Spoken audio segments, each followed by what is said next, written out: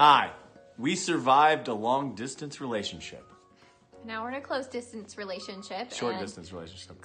Short distance relationship. And we wanted to share with you guys, based on what really worked for us and what we could have done better, 3 tips that will help you survive a long distance relationship. Through our extensive scientific research.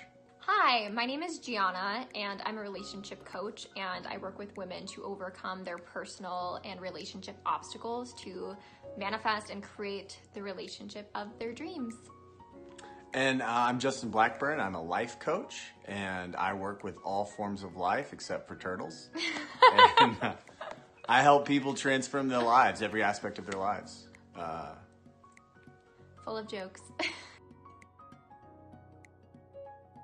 Tip number 1. So when you are physically and geographically far away from someone, in order to bridge the gap in the distance and actually have your relationship grow and thrive and to nurture it, you need emotional and mental closeness.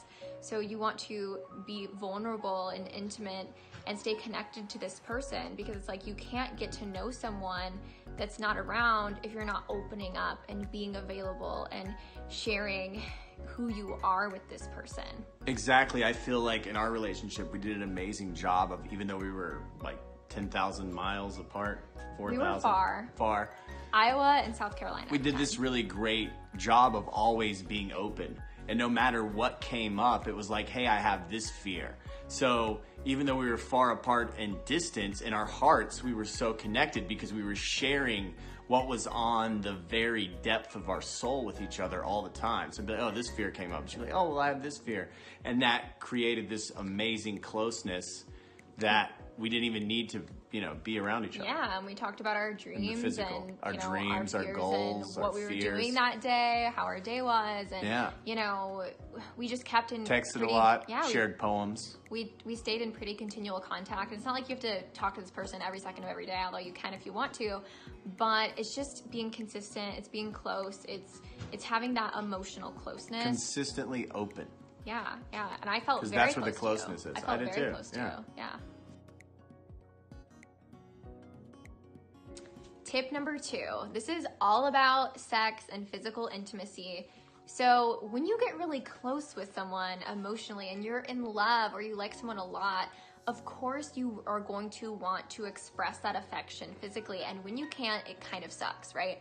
So you might have some moments where you just feel lonely and you just want to be held, or you even want to have sex. And everybody's different as far as what their relationship with sexuality is. You might be a virgin, you might not be somebody that has a lot of sex, or you might be somebody that's regularly sexually active.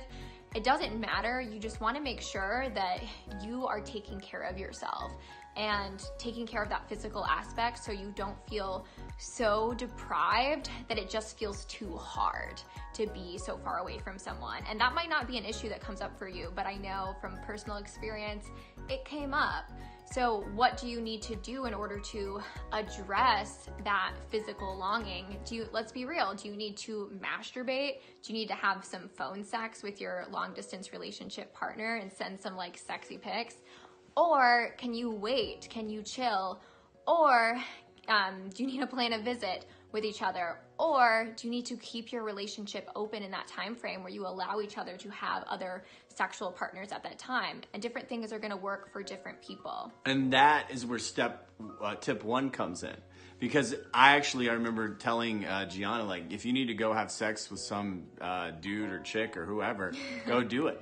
Yeah. It's something that you have to be communicative about. And I think that came from tip 1, where we were so close in our hearts and we felt so connected that we were open enough to go into places that maybe felt uncomfortable, or the society says you don't do that in a relationship. Yeah, and I know when we avoided these kinds of conversations, I was noticing when I was with him, it felt harder. The distance felt harder. I felt more lonely, and it almost felt like just tempting.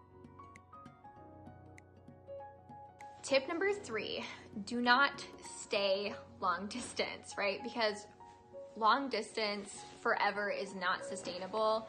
And you want to, if you're going to be in a long distance relationship, you want to eventually bridge the gap and figure out the details. And if you are in an online fling or an online relationship with someone that's not willing to do that, then you need to let that relationship go, because you want to really be able to get into the details of like, well, where are we gonna live? Are you gonna move here? Am I gonna move there? Are we gonna move somewhere else? Because eventually the goal is to be together and to not be long distance anymore.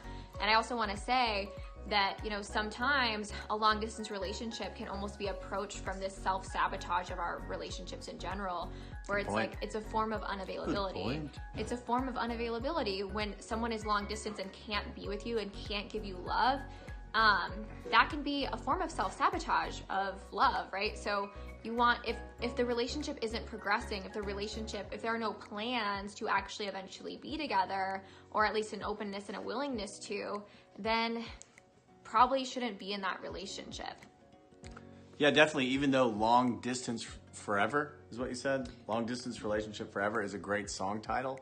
It's not a sustainable experience, because obviously you want to be with someone who wants to grow with you, who wants to change with you, who wants to live with you, who wants to be with you.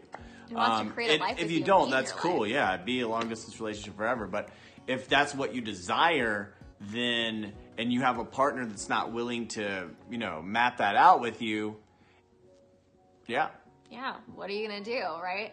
And, you know, I'd also want to say that when it comes to a long distance relationship, sometimes we don't actually want to bridge the gap when we're afraid to actually make ourselves fully available to people. Great point. Right? So it's like, don't be in a long distance relationship or online flings if it's just you hiding from real intimacy, right? Ooh, so getting real. Getting real, right? So, you know, for me, our online relationship was inspired because I didn't really relate to a lot of people in my area. Where I was living at the time was not a very progressive area, I feel like, and that's kind of who I was and what I was looking for. And so naturally, because I was online already, like, it just happened. It's just who I connected to. I just connected to Justin and it just happened, you know? So bridge the gap. Do not stay long distance forever. All right, you guys, those are our 3 tips, and I hope they were helpful for you. Good luck in your long distance relationship. Tag somebody that needs to see this. Share this video if it was helpful. And share it with everyone. and send it to the person you're in a long distance relationship with if you are, so that way they can learn these tips too.